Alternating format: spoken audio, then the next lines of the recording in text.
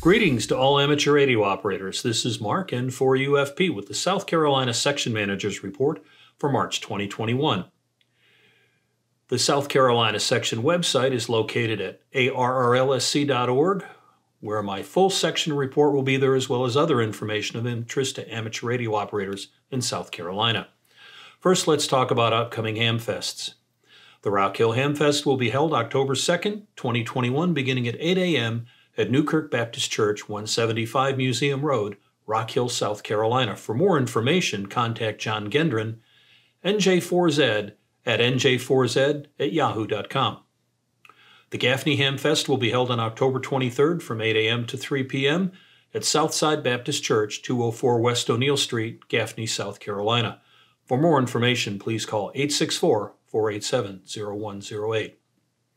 One of the longest-serving members of the ARRL Field Service Organization in South Carolina, Assistant Section Manager Robert Bacharach, WA2EMF, became a silent key on March 30th of this year after a long battle with Parkinson's disease.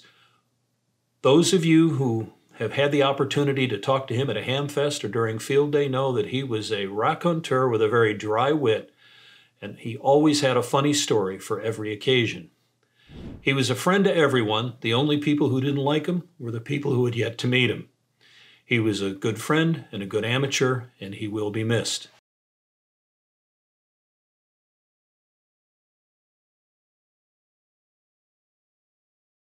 I was reminded this week about a very important aspect of amateur radio that we don't always think about, the act of mentoring.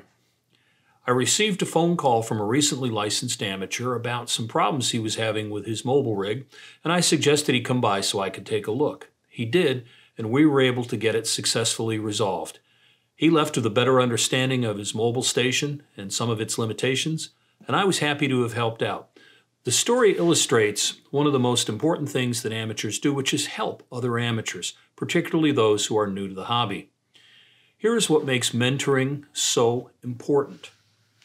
In any given year, 50% of the amateurs who are licensed will get on the air, and that other 50%, if they don't get on the air in the first year, they never get on. Mentoring is not just restricted to technical or regulatory support. A recent item in the ARRL newsfeed entitled "Traditional Amateur Radio Contesting Faces a Demographic Cliff" considered the impact of changing demographics on contesting in amateur radio. Amateurs involved in contesting are much older than the amateur community as a whole, and that is a concern.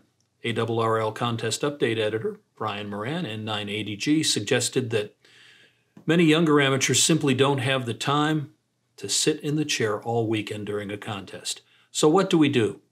Mentor them. One way to do that is to bring them into multi-op contest groups where there are experienced operators who can share what they know with the newbies. At the end of the day, it is up to each one of us to share what we know with others in our hobby. Until next month, 73, and stay safe. Marc, N4UFP.